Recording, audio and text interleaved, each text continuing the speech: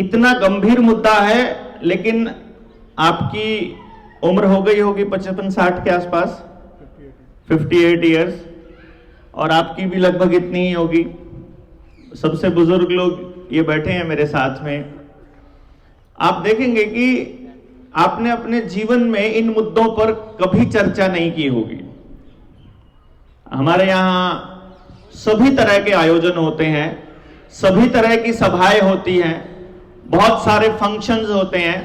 हम लोग घंटों घंटों बेफजूल की चीजों पर समय खराब करते हैं, लेकिन कभी भी इस मुद्दे पर बैठकर समाज के तौर पर चर्चा नहीं करते कि बच्चों की परवरिश किस तरह से होनी चाहिए और बच्चों की शिक्षा कैसी होनी चाहिए।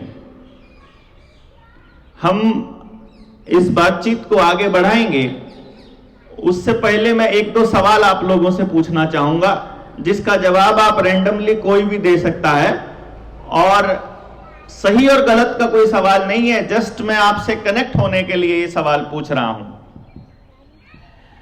बच्चे का मां बाप के साथ रिश्ता पहले के मुकाबले अच्छा हुआ है कि खराब हुआ है? आज के टाइम पर खराब हुआ है। हमारी एजुकेशन पहले से ज्यादा मिलने लगी, पहले से कम मिलने लगी? ज्यादा। शिक्षा की उपलब्धता, स्कूल, ट्यूशन, किताबें, सामान, वो पहले से ज्यादा है या कम है? ज्यादा है। समाज में अपराध कम हुए कि ज्यादा हुए पिछले 40-30 सालों में? ज्यादा। आदमी में डिप्रेशन बढ़ा कि कम हुआ? बढ़ा। बीमारियां बढ़ी कि कम हुई? बढ़ी। परिवार टूटे कि ज्यादा कम टूटे? ज्यादा टूटे। चोरियां भी बढ़ी, रेप भी बढ़े, दूसरे अपराध भी बढ़े, बीमारियां भी बढ़ी, परिवार भी टूटे, समाज भी टूटा। आदमी डिप्रेशन में चला गया, समाज खराब हो गया। बच्चे के साथ लाइट गई, कोई बात नहीं। बच्चे के साथ मां बाप का रिश्ता भी खराब हुआ, बच्चे का टीचर्स के साथ रिश्ता भी खराब हुआ, है ना? और स्कूल भी बढ़े, और डॉक्टर्स भी बढ़े, और साइकोलॉजिस्ट भी बढ़े, और पुलिस को दी हुई सुविधाएं भी बढ़ी।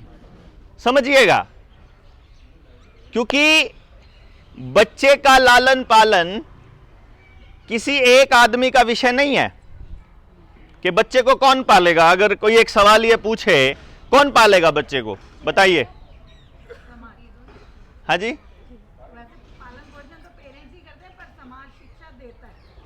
बच्चे को कौन पालेगा, एक सवाल है ये। आमतौर पे आपने घर में भी किसी एक सदस्य को यह कहते हुए सुना होगा कि मैं तो बाहर रहता या रहती हूं, तुम्हें संभालना चाहिए, ये तुम्हारा काम है इसको देखना, है ना? क्या करता है इसमें? पापा कहते हैं मम्मी को कि मैं तो बाहर रहता हूं, मुझे तो ड्यूटी जाना होता है, मेरा तो ज्यादातर समय बाहर बीतता है, तो तुम्हें संभालना चाहिए, है ना? ऐसे ही होता है, इसी तरह से होता है ना? अच्छा, जब फिर मम्मी क्या कहती है कि मेरा अकेले का बच्चा थोड़ी ना है, तुम्हारा भी तो है, तुम्हें भी ध्यान देना चाहिए इसके ऊपर। इसके बाद स्कूल में जब हम जाते हैं, इको थोड़ा कम कर दीजिए आप, इसकी इको थोड़ा कम कर दीजिए। फिर हम स्कूल में जाते हैं तो टीचर को जाकर के माँ बाप बोलता है कि जी हमारे बच्चे में ये चीजों की कमियां हैं और आप इसके ऊपर कुछ कीजिए। हमारी तो सुनता नहीं है। बहुत बार आप पेरेंट्स के मुंह से आपको ये शब्द सुनने को मिलेगा कि हमारी तो सुनता नहीं है। ये बता रहे 90%, और मैं ये कह रहा हूं कि ये 100 की 100 की बात है। वो 10 कौन से हैं जिनकी सुनता है? वो 10 वो हैं जिनके अभी छोटे हैं, वो भी नहीं सुनते हैं। ठीक है ना, ज्यादा ही छोटे हैं। और टीचर फिर आपको ये कहता है कि जी हमारे पास तो 6-7 घंटे के लिए ये आता है, बाकी के तो 18 घंटे आपके पास रहता है, तो आप समझाइए।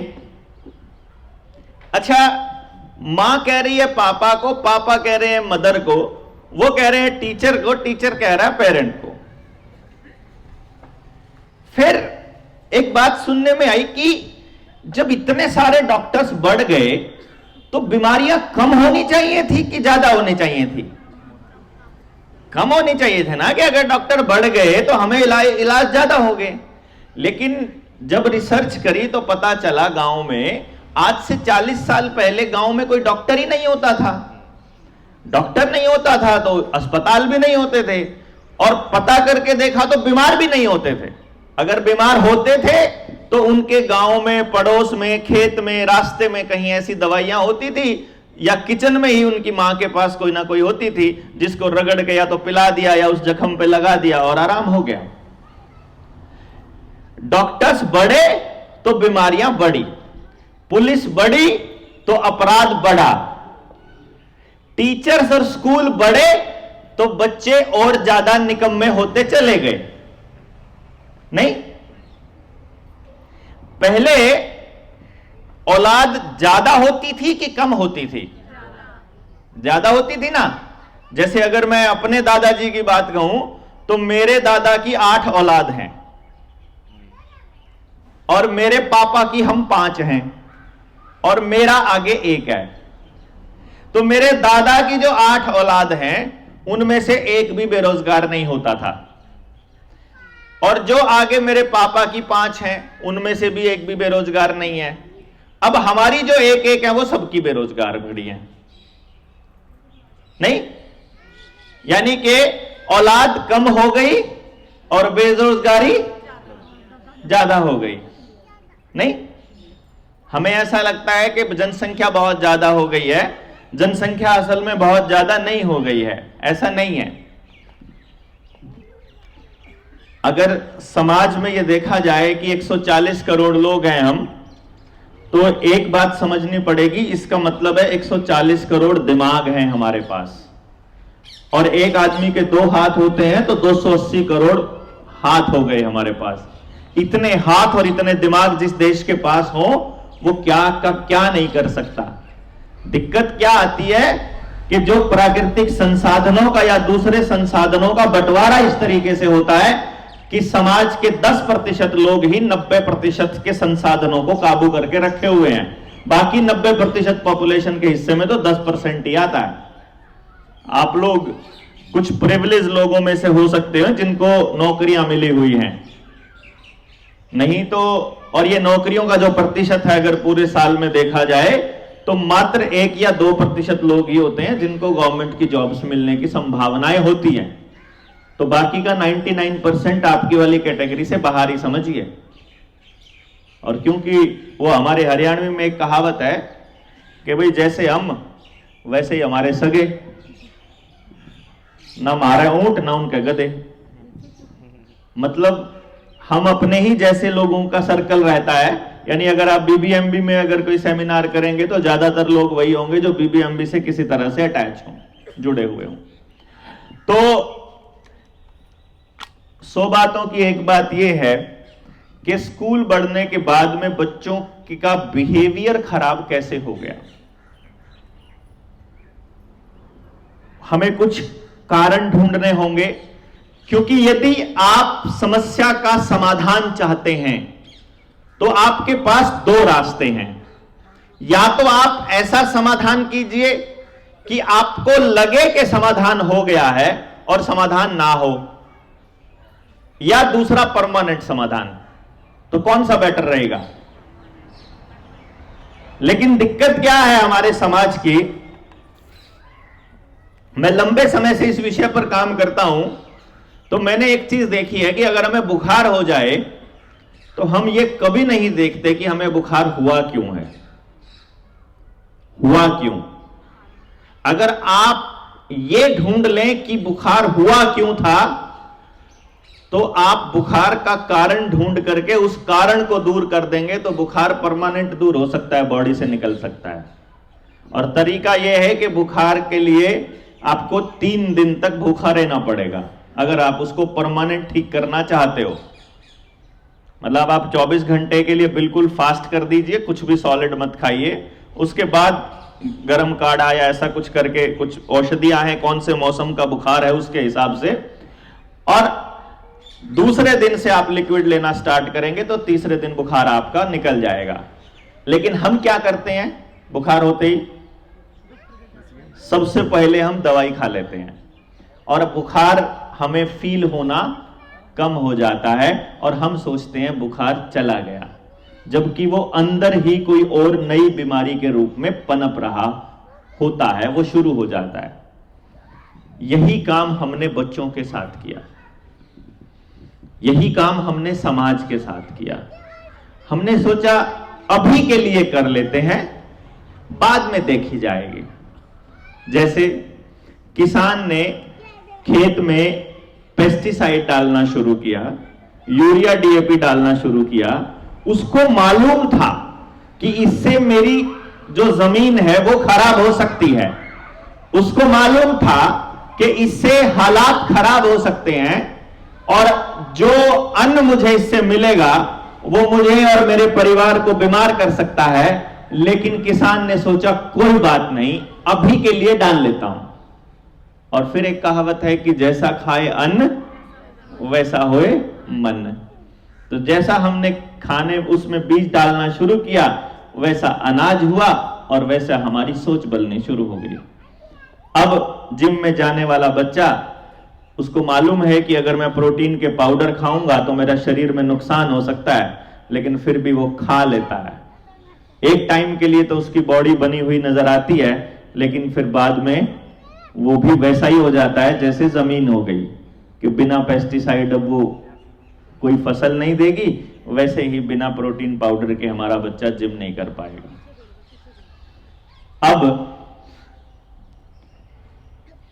अगर हम बच्चों में आई हुई इन गलत आदतों का कह लीजिए या इन समस्याओं के बारे में कह लीजिए, अगर हम इनका समाधान चाहते हैं तो पहले हमें उसके कारण पर जाना पड़ेगा।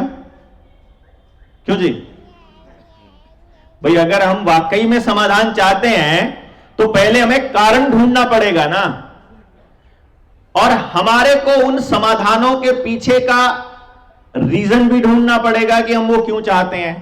तो पहले हम अगर आपको ये कहते हैं कि आप अपने बच्चे को स्कूल क्यों भेजते हैं, तो आप उसका जवाब क्या देंगे?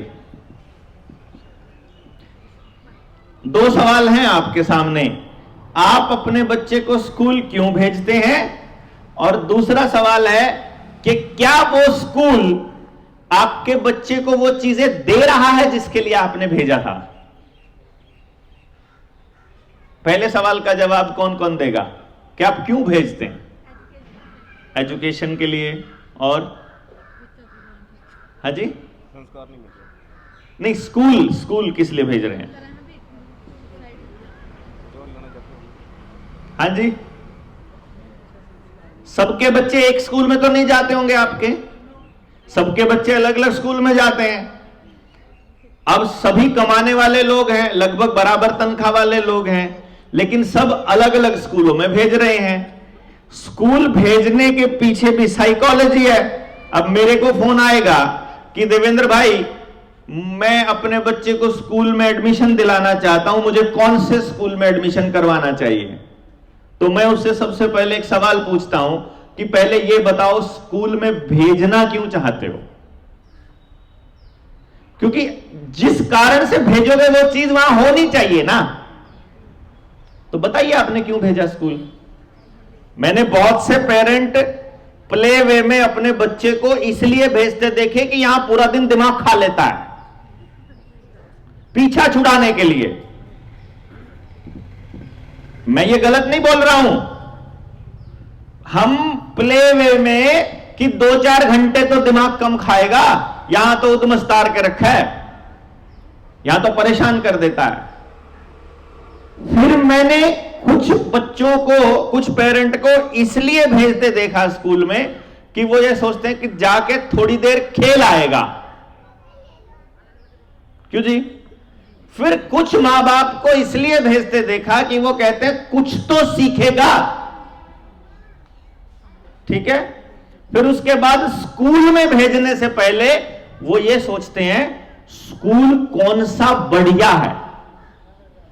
फिर जब मैं उन्हीं मां बाप से ये पूछता हूं कि बढ़िया स्कूल का पैमाना आप कैसे देखते हो, तो वो देखते हैं कि कौन से स्कूल के बच्चों के नंबर ज्यादा आते हैं, कौन से स्कूल के बच्चों का सिलेक्शन ज्यादा होता है, कौन से स्कूल के बच्चों के मेडल ज्यादा आते हैं, कौन से स्कूल की रेपुटेशन अच्छी है, यही देखते हैं। क्यों जी? अभी कोई बच गया जो इसके बाहर सोचता हो? बताइए प्लीज, आप नहीं बोलेंगे तो मुझे कैसे पता चलेगा? इसमें सारे आ गए क्या जो मैंने सारे बात बोली?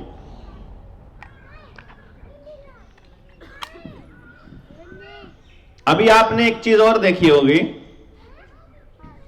आपके बच्चे के 100 नंबर आ गए तो आपके बच्चे का कहां एडमिशन होगा, उसके 90 नंबर आए तो कहां एडमिशन होगा, ये सबको मालूम है। क्यों जी? सारे पेरेंट्स को पता है इतने नंबर आए तो इस स्ट्रीम में चला जाएगा, इस कॉलेज में एडमिशन हो जाएगा, ये हो जाएगा। लेकिन अगर आपका बच्चा फेल हो गया तो क्या करेगा, इसके बारे में कितने पेरेंट्स सोचते हैं?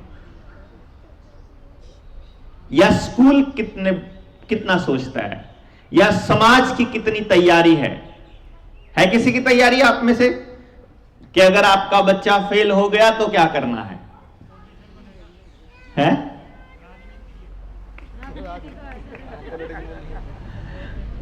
वहां इससे भी ज्यादा कंपटीशन है।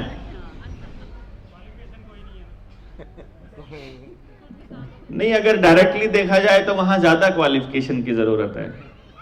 नौकरी करने के लिए क्वालिफिकेशन नहीं चाहिए, नौकरी के लिए हमको गुलाम मानसिकता का आदमी चाहिए, जिसको जैसे बोला जाए वैसे चुपचाप मान ले। अगर वैसे देखा जाए तो सिस्टमैटिकली। लेकिन बात यह है, सवाल यह है कि क्वेश्चन यह था, अगर आप ध्यान से समझ पाए, मैंने यह पूछा इसके लिए हमारे समाज, स्कूल या परिवार की क्या तैयारी है कि हमारा बच्चा यहां नहीं पहुंचा तो क्या करेगा। दूसरा, नौकरी के लिए और पैकेज के लिए आपके पास यहां इंस्टीट्यूशंस की भरमार है।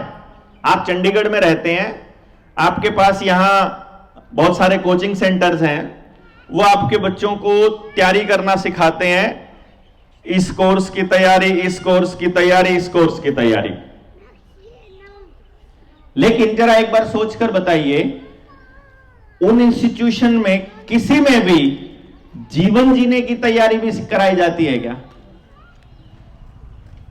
लाइफ की कोई तैयारी का कोई कोचिंग सेंटर, फेलियर को हैंडल करने का कोचिंग सेंटर, कि वहां एडमिशन नहीं होता है तो उसके बाद क्या करना है उसका कोचिंग सेंटर, लाइफ स्किल्स का कोई कोचिंग सेंटर, एक भी नहीं। ऐसा कैसे हो सकता है कि पहले वक्त में जब एक भी कोचिंग सेंटर नहीं था और जब इतने स्कूल नहीं थे और हमारे मां बाप, हमारे दादा दादी अनपढ़ हुआ करते थे, तब तो हम अपने परिवार और अपने पूरे गांव की लड़कियों को इज्जत से देखा करते थे। और आज जब इतने स्कूल हो गए और इतनी इंफॉर्मेशन हो गई है, आज हम अपने पड़ोसी के घर में लड़की छोड़िए लड़का भेजने से भी डरते हैं। भाई लड़की तो पड़ोसी के चले जाए वो तो बहुत ही बड़ी बात हो जाएगी, लड़का ही नहीं भेजा जाता हमसे तो आजकल। तो इसका क्या कारण समझते हैं आप? देखिए, कारण पे नहीं गए तो समस्या का समाधान नहीं कर पाएंगे ना हम।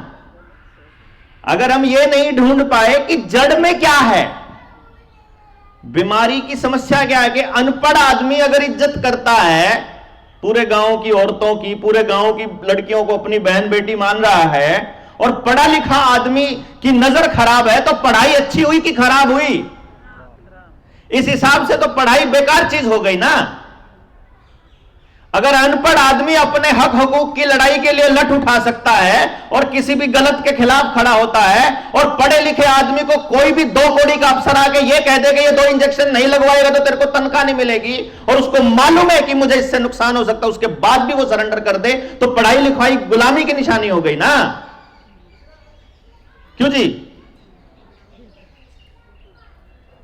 अगर अनपढ़ आदमी कभी भी बेरोजगार नहीं होता है और पढ़ने के बाद बेरोजगारी की लिस्ट में आता है तो पढ़ाई बेकार हो गई ना।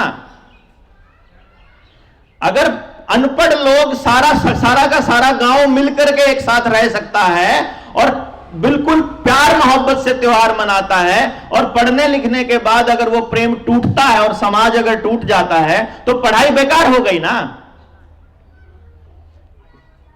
मैं पढ़ाई लिखाई को बेकार नहीं कह रहा हूं, लेकिन मैं इस पढ़ाई लिखाई को तो बेकार कहने का हक बनता ही है ना, जिस पढ़ाई लिखाई ने सब कुछ बर्बाद कर दिया।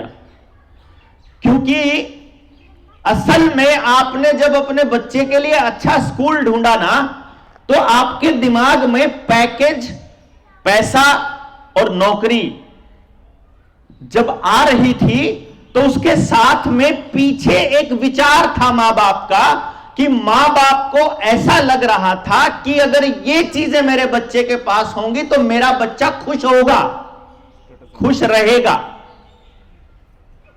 बेसिकली किसी भी इंसान को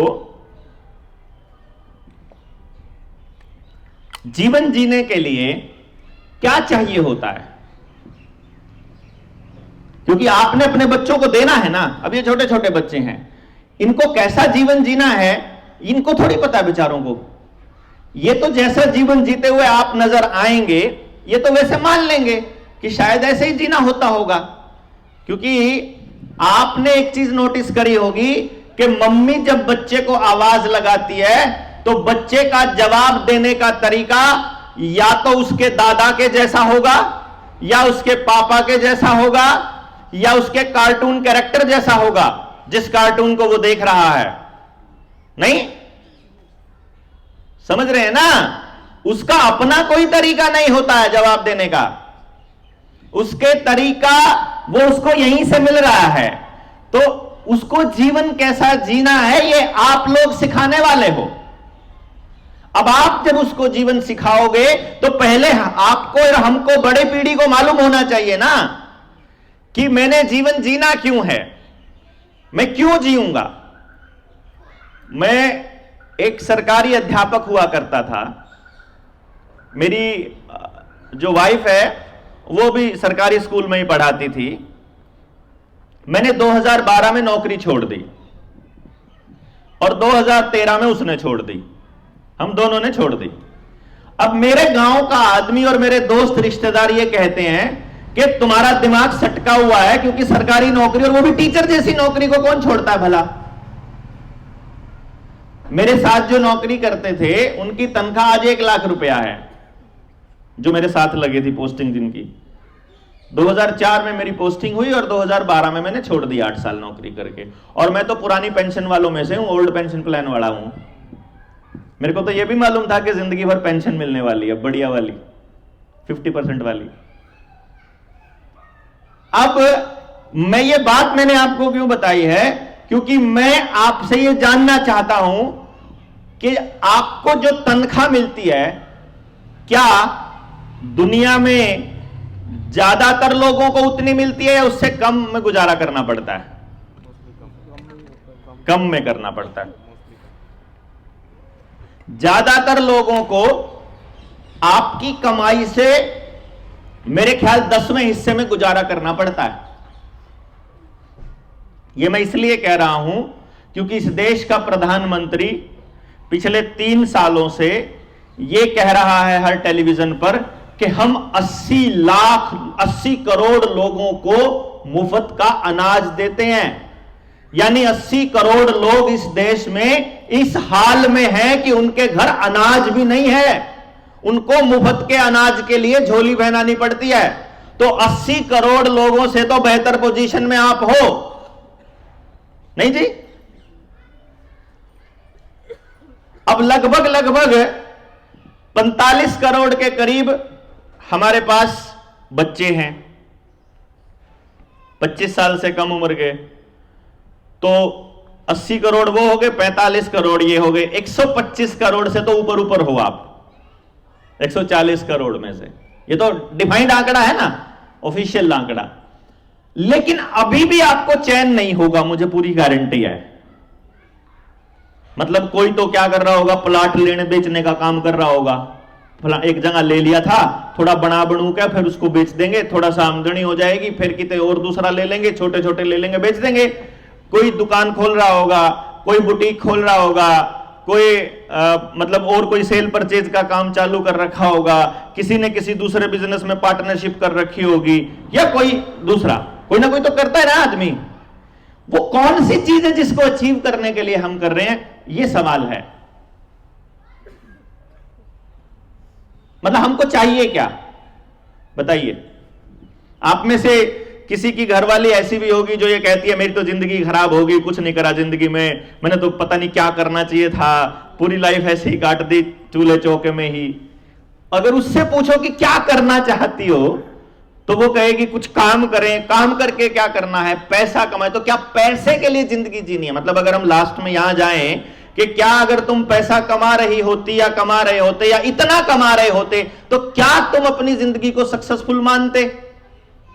भाई आज अगर आप महीने का 1 लाख रुपया कमाते हो, तो आप अपनी लाइफ को कब सक्सेसफुल मानोगे?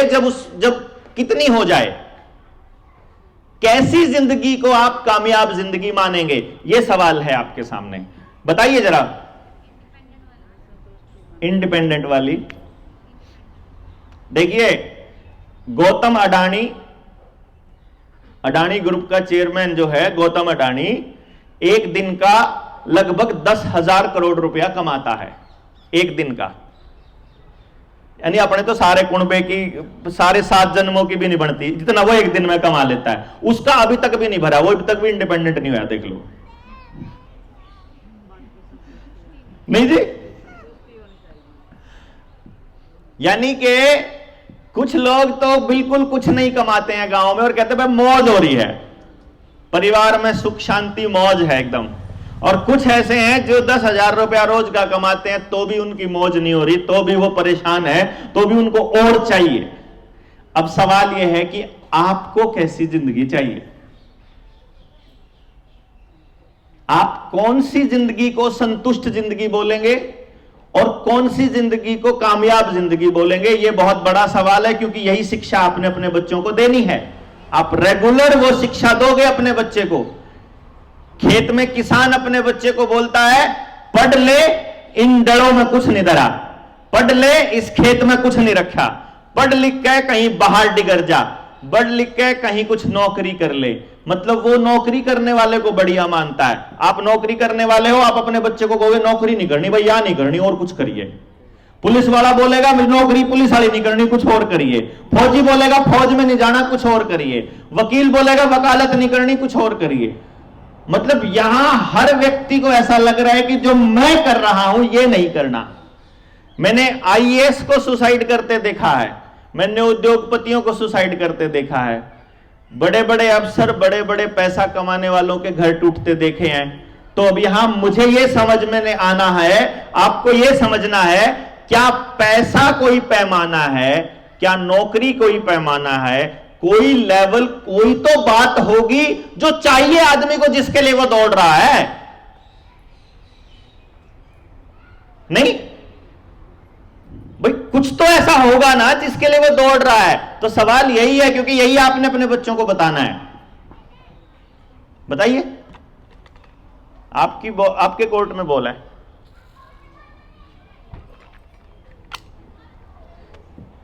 कोई सवाल, कोई जवाब? संतुष्टि कब आएगी? संतुष्टि होनी चाहिए। आपने भी बोला संतुष्टि होनी चाहिए, आपने भी बोला संतुष्टि होनी चाहिए। वो संतुष्टि कैसे आएगी?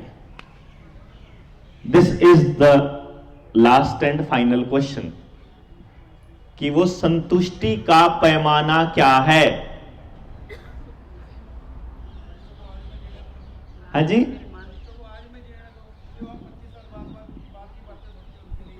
एग्जैक्टली।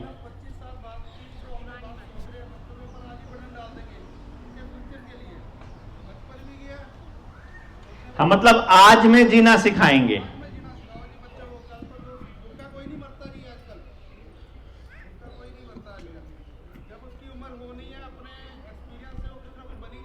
क्या नाम है आपका? सुरेंद्र जी। सुरेंद्र जी, आजकल की छोड़िए, भूखा कभी भी कोई नहीं मरता। हाँ, रोटी अगर नहीं भी कमाएगा तो भी भूखा नहीं मरेगा। इस प्रकृति के पास हर किसी की भूख का इंतजाम है।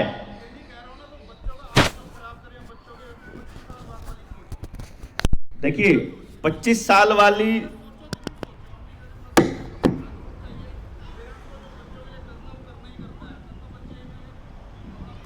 नहीं, सवाल ये नहीं है। सवाल ये है कि ऐसी कौन सी चीज है जो हमें चाहिए। हाँ, वो संतुष्टि कहां से आएगी?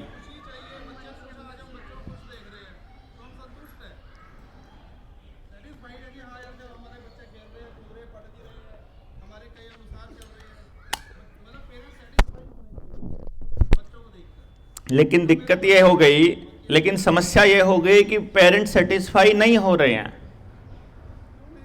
हाँ, क्यों नहीं हो रहे हैं? दिस इज द क्वेश्चन, कि वो नहीं हो रहे हैं। हम सबको लगता है कि ये होना चाहिए।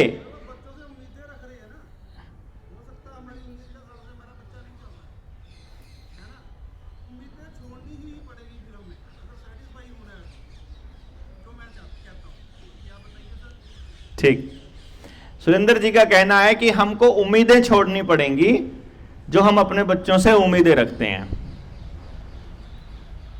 बच्चों को जीना नहीं सिखा रहे हैं, जिंदगी को ढोना सिखा रहे हैं। जिंदगी को ढोना सिखा रहे जीना हैं। नहीं सिखा रहे हैं, जिंदगी को ढोना सिखा रहे हैं, और हम भी ढो रहे हैं। और बच्चों तो अगर हमें इतनी सारी चीजों की समझ है तो हम हालात को ठीक क्यों नहीं कर पा रहे?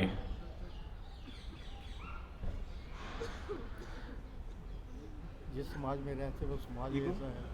जिस समाज में हम रहते हैं वो समाज इस तरह का है। इन्होंने कहा हर काम के लिए हमारा स्टेटस सिंबल है। यहाँ मंदिर भी जाएंगे, स्टेटस सिंबल है। हम मंदिर भी जाते हैं ना, तो उसमें स्टेटस सिंबल है हमारा। वो खोजते हैं, हम फलाना जा रहे हैं तो हम भी वहां जाएंगे। वो खोजते हैं। आ रहे हैं आप, धीरे धीरे वहीं आ रहे हैं जहां मैं आपको लेके जाने की कोशिश कर रहा हूं। स्टेटस सिंबल है, हमारा समाज ऐसा है, हम संतुष्ट नहीं हैं।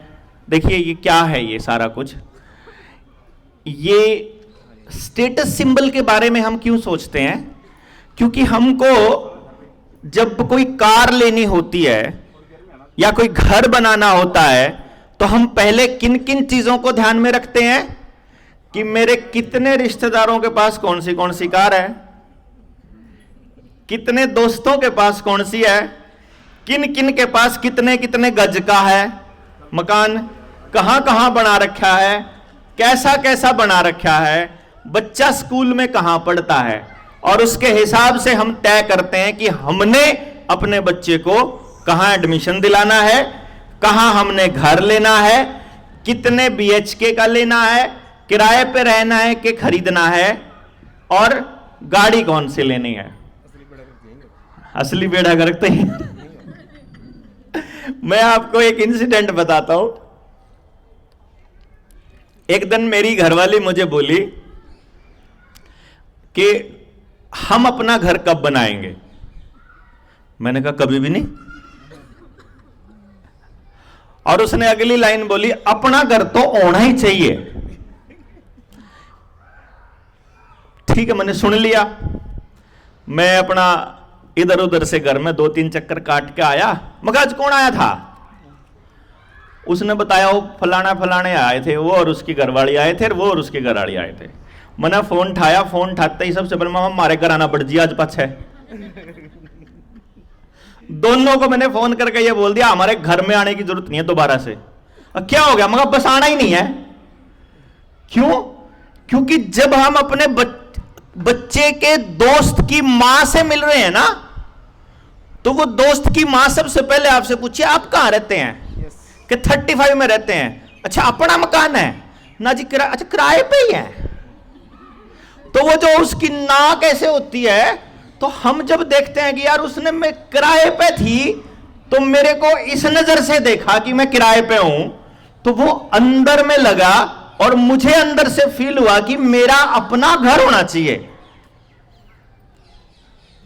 मतलब एक बात को समझ लीजिए, आप किस तरह के कपड़े पहनते हैं, किस तरह के जूते, मतलब बाइक, कार, घर, कहां आपका बच्चा पढ़ता है और आप कितने संतुष्ट हैं, यह सिर्फ एक ही बात पर निर्भर करता है, और वो है कि आपकी अपने समाज में स्वीकार्यता कितनी है। असली जो बीमारी है ना, वो हमको इस समाज में अपनी जगह ढूंढने की है कि मेरी जगह है कि नहीं है। अगर नहीं है तो मैं कैसे बनाऊं। जब मैं साइकोलॉजी पे काम कर रहा था तो मैंने क्लास में, स्कूल के अंदर 10वीं 11वीं के बच्चे अपने दोस्तों से झूठ बोलते देखे, अपनी क्लास की ही किसी लड़की का नाम लेकर कि मेरी वो गर्लफ्रेंड है, क्योंकि उसके पीयर ग्रुप में 2-3 बच्चों की गर्लफ्रेंड थी, तो उसको भी उनके बीच में एडजस्ट होना था, तो उसने उसके नाम लेकर के उसके बीच में घुसा कि मैं भी इनके बीच में स्वीकार्य हो जाऊंगा। आपके बच्चे को वीडियो गेम खेलने का बिल्कुल शौक नहीं है, लेकिन अगर उसके 3 दोस्त वीडियो गेम की ही बात करते हैं तो वीडियो गेम अगले दिन बच्चा आके अपनी मम्मी से मांगेगा, क्योंकि अगले दिन जाके उसने अपने दोस्तों को यह कहना है कि मेरे इतना स्कोर बन गया।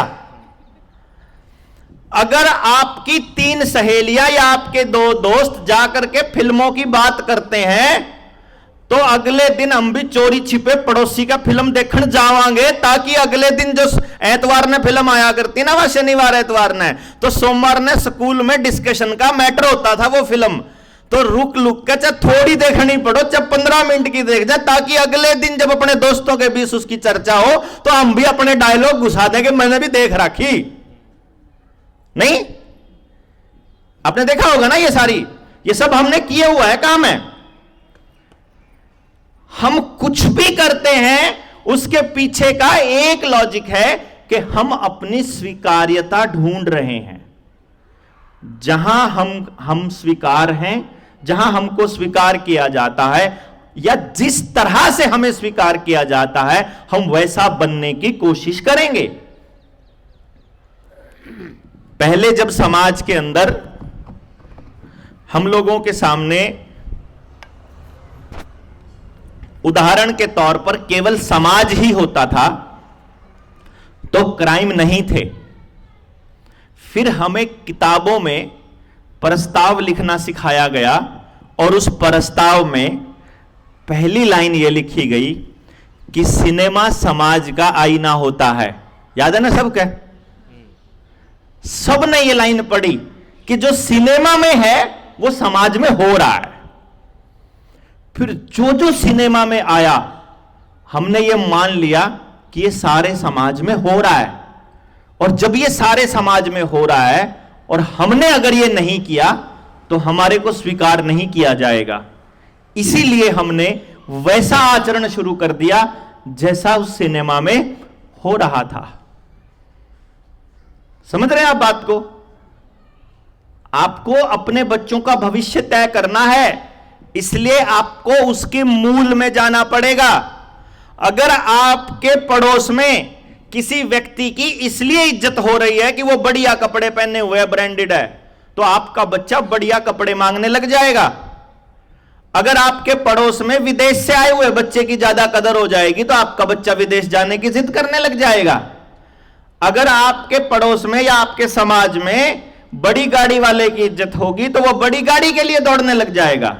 आप जैसे व्यक्ति की इज्जत करोगे, आपका बच्चा वैसा ही बनने लग जाएगा, वैसे ही बनने की दिशा में काम चालू कर देगा। सिंपल फंडा है, इसमें कोई फेंड बट नहीं है। बच्चे को भी इज्जत चाहिए, आपको भी इज्जत चाहिए, मुझे भी इज्जत चाहिए। हम जितनी दौड़ लगा रहे हैं, जितना पैसा कमा रहे हैं, सिर्फ अपने समाज में इज्जत के लिए कमा रहे हैं। हमको लगता है चपड़ासी की कम इज्जत होती है, प्रिंसिपल की ज्यादा, तो हम फार्म प्रिंसिपल का भरते हैं। कोई भी माँ बाप अपने बच्चे को सबसे पहले चपड़ासी का फॉर्म नहीं भरवाता, वो पहले तो यह कहता यूपीएससी की तैयारी कर बेटा, पहले डीसी बनने की तैयारी करवाएगा, उसमें बात नहीं बनेगी तो स्टेट का एग्जाम भरवाएगा, उसमें भी बात नहीं बनेगी तो एसएससी कर ले भाई, हैं? एसएससी में भी बात नहीं बनेगी, बैंक पीओ का भर ले भाई, बैंक पीओ से भी बात नहीं बनेगी तो फिर तू फिर ना, फिर वो ना अभी तो पुलिस की करेगा ट्राई, फौज की भी करेगा, फिर यूडीसी की भी करेगा, फिर एलडीसी की भी करेगा, फिर चपड़ासी की करेगा, और जब चपड़ासी भी ना बने फिर सोचेगा चल जेबीटी बीएड कर ले भाई, फाइनल में टीचर बन जाए। मतलब वो ट्राई तो करेगा डीसी वाली इज्जत के लिए, फिर वो सोचा चल या नहीं बनी तो कोई बात नहीं, फिर वो ये उम्मीद करता है कि फिर तो नहीं सोचा नौकरी होनी चाहिए, चाहे किसी हो, सरकारी हो, फिर सरकारी नहीं मिलेगी तो फिर आखिर में ट्राई करेगा फिर नौकरी होनी चाहिए चाहे किसी हो, है ना? वो हमारे रड़दू वाला काम बनता है। रड़दू वाली कहानी सुनी आपने? नहीं सुनी? उसने अपनी कुंडली बनवा ली और कुंडली बनवा के लड़की ढूंढने निकल पड़ा। ये बेरोजगारी थी और ये लड़कियों की संख्या के ऊपर था कहानी। ये तो जो मैंने टीचर वाली बात कही ये तो उस पे थी। उसमें ये कहता है कि भाई 36 गुण मिलने चाहिए, ऐसी लड़की चाहिए, ऐसा परिवार होना चाहिए, इतनी शिक्षा होनी चाहिए, इतनी हाइट होनी चाहिए, ऐसा रंग होना चाहिए, ऐसी कदकाठी होनी चाहिए। और वह जब जाए तो पहली लड़की देखने गया तो उसने बोला ये वाली क्वालिटी नहीं मिलने की, तो उसने वो काट ली 2-4। फिर अगली बारी गया तो उसने कहा ये वाली भी नहीं मिलने की, तो उसने वो भी काट ली 2-4। फिर उसने वो भी काट ली 2-4। अब वो इतनी लड़कियां ढूंढते ढूंढते उसके 8-10 साल में बीत गए, इतना ओवरेज होने लगा। तो एक टाइम ऐसा आया बेचारे का, आखिर में एक ही रहेगी बस, हुआ एक ही लाइन रहेगी, भैया यही शर्त होनी चाहिए क्या, बस वह लड़की होनी चाहिए। तो वो काम हमारा नौकरी का हो गया। बेसिक फंडा क्या है कि हमने जितनी भी ट्राई करी वो किस चीज के लिए करी? रिस्पेक्ट और अपनी एक्सेप्टेंस, हमारी स्वीकार्यता के लिए। अब ये स्वीकार्यता हमको कहां से आएगी? आप में से कोई ऐसा व्यक्ति है जिसको इस बात का बिल्कुल फर्क नहीं पड़ता कि समाज वाले लोग उसके बारे में क्या कहते हैं? कोई है आप में से? नहीं है? अब देख लो, इसका मतलब आप में से कोई खुश नहीं है जिंदगी में।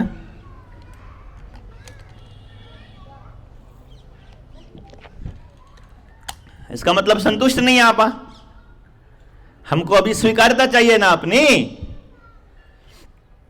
मेरा कहने का क्या तात्पर्य है कि वो स्वीकार्यता आपको कैसे मिलेगी, इस बात को सोचते सोचते हम वो काम करना शुरू कर देते हैं जो हमारे समाज को चाहिए, और फिर हम समाज के हिसाब से अपनी प्रायोरिटीज तय करते हैं। और जैसे ही हम अपने आप को छोड़कर समाज के हिसाब से चलना शुरू करते हैं, समाज के इस दिशा के, तो फिर हम दिग्भ्रमित होने के चांसेस होते हैं, क्योंकि पूरा समाज भी उसी चीज को देख के चला हुआ है जिस चीज को आप चले हुए थे, और वो था सिनेमा। क्योंकि आपकी बेटियों के कपड़े सिनेमा में आ रही हीरोइन डिसाइड करती है कि उसको कैसे कपड़े पहनने हैं। फैशन जितना भी होता है, हमारे लड़कों का व्यवहार सिनेमा तय कर रहा है, हमारे नेताओं का व्यवहार सिनेमा तय करता है। तो फिर सिनेमा ही तय करता है कि आप कैसे सोचोगे, आप कैसे सोचोगे, आप कैसे सोचोगे, और मैं कैसे सोचूंगा। और फिर हम अपने आप को छोड़ देते हैं और सिनेमा की थॉट प्रोसेस को उठा लेते हैं, और हमें ऐसा लगता है कि जो सिनेमा में चल रहा है वही समाज है। यही कारण है कि जिस टाइम पर अपने समाज में एक भी वृद्धाश्रम नहीं था, लेकिन टेलीविजन में, सिनेमा में वृद्धाश्रम का चलन चल पड़ा, तो हमारे समाज में भी आ गया। पहली बार लड़की का रास्ता कैसे रोकते हैं, यह गुलशन ग्रोवर और शक्ति कपूर ने सिखाया था हमको, नहीं? उससे पहले कौन था जी हमारे समाज के अंदर इस तरह का आचरण करने वाला? गैंग रेप किसको बोलते हैं, यह शब्द सुना था हमने कभी? हमने अपने बचपन में तो नहीं सुना था, कम से कम। क्यों जी? ना ही एक्सेप्टेड था ये। एक्स्ट्रा मैरिटल अफेयर, अवैध संबंध, ये टीवी सीरियल नहीं सिखाया ना।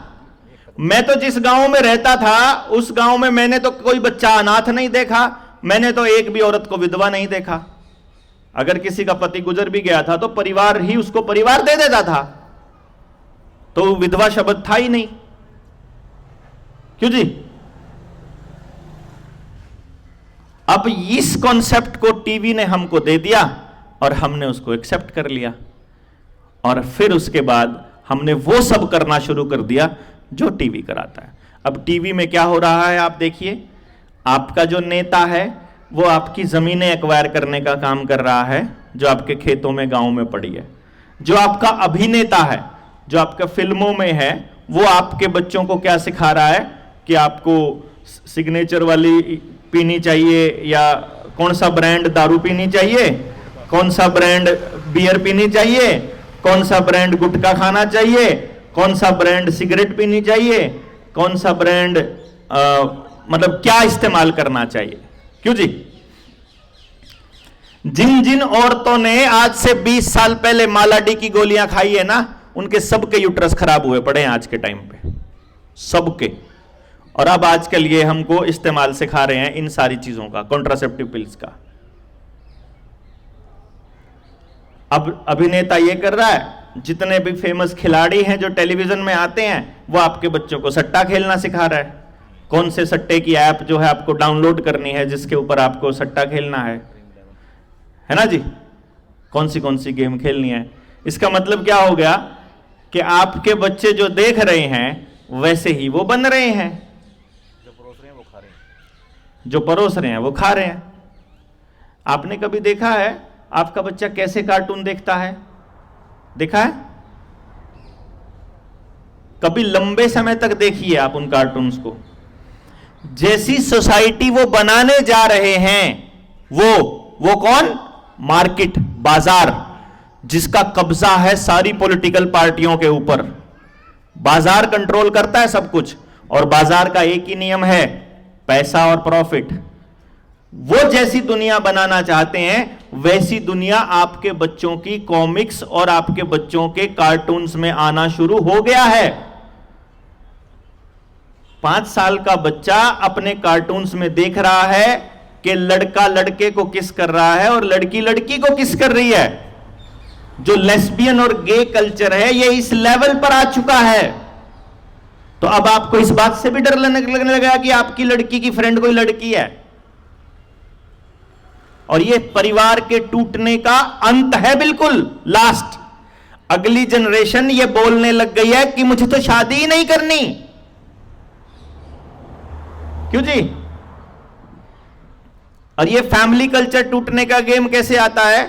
मैं जो बात शुरू की थी मैं वहीं पे आता हूं कि पहले अनपढ़ परिवारों में कैसे इतने संस्कार आते थे और आज इतने पढ़े लिखे परिवारों से संस्कार गायब क्यों हैं? क्योंकि तब उस बच्चे को समझाने के लिए भरा पूरा परिवार होता था। परिवार में एक आदमी बदतमीज था, एक आदमी इज्जत करने वाला था, एक पीटने वाला होता था, एक प्यार करने वाला भी होता था, एक पक्षपात करने वाला होता था, एक बिना पक्षपात का आदमी भी होता था। तो बच्चा यह सीखता था कि समाज में ऐसे लोग भी होते हैं, ऐसे भी होते हैं, ऐसे भी होते हैं। जो अच्छे लोग हैं उनकी इज्जत ज्यादा हो रही है, जो बुरे लोग हैं उनकी इज्जत नहीं हो रही है, तो वो अच्छा बनने की कोशिश करता था। ये फैमिली कल्चर था। तब पूरे मोहल्ले में एक टीवी चलता था, फिर एक घर में एक टीवी आ गया, उसके बाद बाजार की सेल बंद हो गई। उन्होंने रिसर्च किया कि कैसे, किस तरह से सेल बढ़े। कि सेल बढ़ने का एक तरीका है कि इस घर में, जो मैंने बताया था कि मेरे दादाजी की 8 संतान हैं, अब 8 के 8 लोग एक जगह बैठकर टेलीविजन देखेंगे तो एक टीवी बिकेगा, और उनके बीच में अगर जूत बज जाए तो 8 परिवार बन जाएंगे, तो 8 टेलीविजन बिकेंगे। ठीक?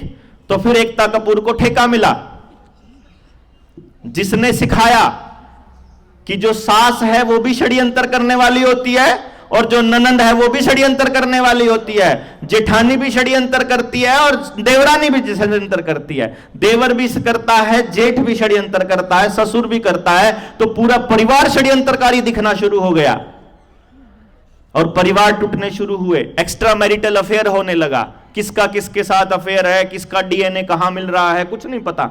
यह ठेका पूरी शिद्दत से निभाया जितेंद्र कपूर की बेटी ने, जितेंद्र की बेटी ने ना, एकता कपूर ने। और आपने देखा फिर परिवार टूटे, एक ही परिवार के फिर 5 परिवार बने, तो पांचों जगह पे 5 सिलेंडर बिके, 5 गाड़ियां बिकी, 5 मोटरसाइकिल बिके, 5 लेटरिंग बाथरूम, 5 टीवी, 5 रेडियो, 5 हर चीज 5 गुना बिकी मार्केट की, हर चीज 5 गुना। और फिर उसी परिवार के, अब आपके परिवारों का क्या हाल है देख लीजिए कि आपके अगर 3 बेटे हैं, एक बेटा दिल्ली में रहता है, अकेला रह करके वहां काम कर रहा है, एक बेटा कहीं लुधियाना या बेंगलोर में काम कर रहा है, एक अमेरिका चला गया। अब एक ही परिवार के 4 हो गए नहीं। और अभी आप लोगों के यहां पर क्या होगा, एक ड्राइंग रूम के अंदर टीवी रखा होगा, एक बेडरूम में रखा होगा, एक बच्चों के कमरे में रखा होगा। टीवी नहीं रखा होगा तो उनके वहां कंप्यूटर रखा होगा, लैपटॉप रखा होगा, वो नहीं रखा होगा तो मोबाइल रखा होगा। यानी अब एक ही परिवार के और पार्ट करने, क्योंकि बाजार को तो अपना सामान बेचना है। भले ही इसमें आपका पूरा परिवार खत्म हो जाए, भले ही इसमें पूरे संस्कार खत्म हो जाए, भले ही कुछ भी ना बचे, नहीं। तो अब आपके बच्चे स्कूल में जाएंगे। अब हम वहां आते हैं कि आपके बच्चों, मैंने अभी तक जो कवर किया टॉपिक, वो एक टॉपिक तो ये कवर किया कि आपकी जिंदगी और आपकी सोच को निर्धारित बाजार कर रहा है, जिसका मुख्य काम है टेलीविजन। टेलीविजन को सिर्फ टेलीविजन ना समझा जाए, कंप्यूटर उसी श्रेणी में आता है, मोबाइल उसी श्रेणी में आता है, टैबलेट उसी श्रेणी में आता है, फिल्में जो सिनेमा में आती हैं वो भी उसी श्रेणी में आती हैं। जो भी स्क्रीन पर हो रहा है, स्क्रीन पर जो भी हो रहा है वो उसी श्रेणी में आता है। और अगर 1945 की CIA की फाइल उठाकर देखोगे तो आपको पता चलेगा कि टेलीविजन नाम की इस मशीन का जब आविष्कार किया CIA ने, CIA अमेरिका की सेंट्रल इन्वेस्टिगेटिंग एजेंसी है जिसने ये डिवाइस बनाई थी। इस डिवाइस का नाम रखा था माइंड कंट्रोल डिवाइस। आदमी को अपने हिसाब से सोचने के लिए सबसे बढ़िया डिवाइस उन्होंने टीवी लिखी, तो इसलिए माइंड को कंट्रोल करने के लिए इन्होंने आपके घरों में टीवी दिए। दूसरी चीज जो मैंने हमें यहां डिस्कस की वो ये की है कि हम जो भी काम कर रहे हैं दुनिया में, जिंदगी में, वो हम काम कर रहे हैं एक ही चीज के लिए, संतुष्टि के लिए। संतुष्टि हमको मिलेगी इज्जत से, और इज्जत हमको मिलेगी एक्सेप्टेंस। एक्सेप्टेंस और संतुष्टि एक साथ आएगी, और एक्सेप्टेंस हमको तब मिलेगी जब हम समाज के पैरामीटर में फिट होंगे। और समाज अगर टीवी से चलता है तो फिर आप टीवी के जैसा बिहेव करना शुरू कर दोगे, नहीं। यानी कि अगर आपको सचमुच अपने बच्चे को एक दिशा देनी है तो जितने मां बाप ये टीवी में घुसे हुए हैं उनको वहां से निकाल के यहां लाना पड़ेगा, नहीं। क्यों जी? और ये डिस्कशन एक दिन का नहीं है। कहीं आप ये सोच लो कि 2 घंटे बैठ लेंगे, 3 घंटे बैठ लेंगे तो डिस्कशन खत्म हो जाएगा या फिर मुद्दा खत्म हो जाएगा। ये तो आज बीजारोपण है। ये जितने पेड़ आप देख रहे हो ना, ये बीज, ये जो पेड़ जिसकी छांव में बैठे हैं, ये कभी इतना छोटा सा रहा होगा बीज रूप में। क्यों जी? आम का है तो वो गुठली रूप में इतना सा रहा होगा। जब उसको एनवायरनमेंट मिला तो वो पौधा बना और पौधे से वो पेड़ बना। तो आज जो विचार मैं आपके बीच डाल रहा हूं, ये बीज रूप में विचार है। क्यों जी? आने वाले वक्त में आपको अपने बच्चे को इस विचार की छांव में रखना है, इस विचार का फल देना है, या कोई और जो बाजार कहता है वो फल देना है। ये तो आपके ऊपर है। क्यों जी? कि आप किसको महत्वपूर्ण समझते हैं?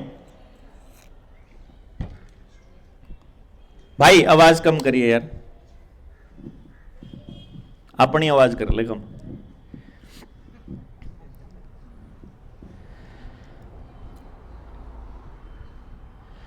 दूसरी चीज जिस पे हमें डिस्कस करना है कि जब आपके बच्चे का स्कूल आपके बच्चे को वो चीज दे नहीं रहा जिसके लिए आप उसे भेज रहे थे, तो आप उस स्कूल से हिसाब क्यों नहीं मांगते?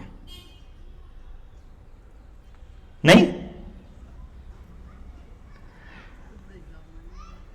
क्योंकि हमको यह मालूम ही नहीं है कि हमको स्कूल से चाहिए क्या।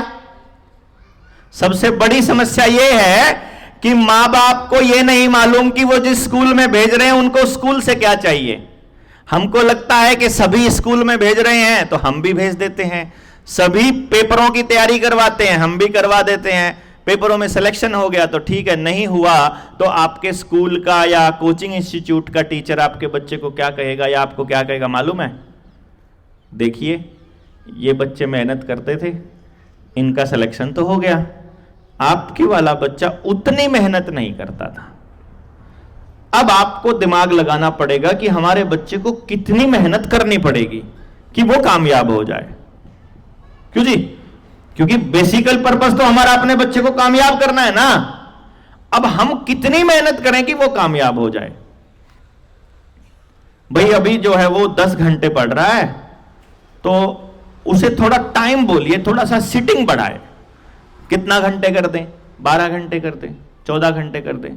तो जो बच्चे उससे आगे हैं जो 14 घंटे पढ़ रहे हैं, फिर उनको 16 घंटे करना पड़ेगा। जो 16 घंटे पढ़ रहे हैं उनको 18 घंटे करना पड़ेगा। अब समस्या यह है कि अगर हमारे पास 12वीं में 25 लाख बच्चा पास होता है और आगे एडमिशन के लिए मात्र 4 लाख सीटें हैं, तो क्या 4 लाख से ऊपर बच्चों का सिलेक्शन हो सकता है? क्यों जी? आपका बच्चा 4 घंटे पढ़ ले, 10 घंटे पढ़ ले, 20 घंटे पढ़ ले, 50 घंटे पढ़ ले, जितनी सीट अवेलेबल है उससे ज्यादा तो सिलेक्शन नहीं हो सकता ना जी। नहीं समझे भाई? अगर आपका बच्चा 40 बच्चों की क्लास में है तो पहले नंबर पर कितने बच्चे आ सकते हैं? 40 के 40 तो नहीं आ सकते ना। एक पहले नंबर पर आएगा, एक दूसरे पर आएगा, एक तीसरे पर आएगा और एक 40वें पर भी आएगा। मेरा मानना यह है कि जो बच्चा 40वें नंबर पर है वो भी इंसान का बच्चा है।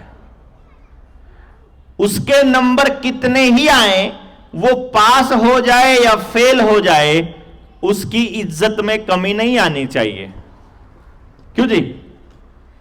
मेरा मानना यह है कि समाज के तौर पर हमारा यह दायित्व बनता है कि उस 40वें नंबर पर आने वाले बच्चे के लिए भी कोई ना कोई तो जगह होनी चाहिए।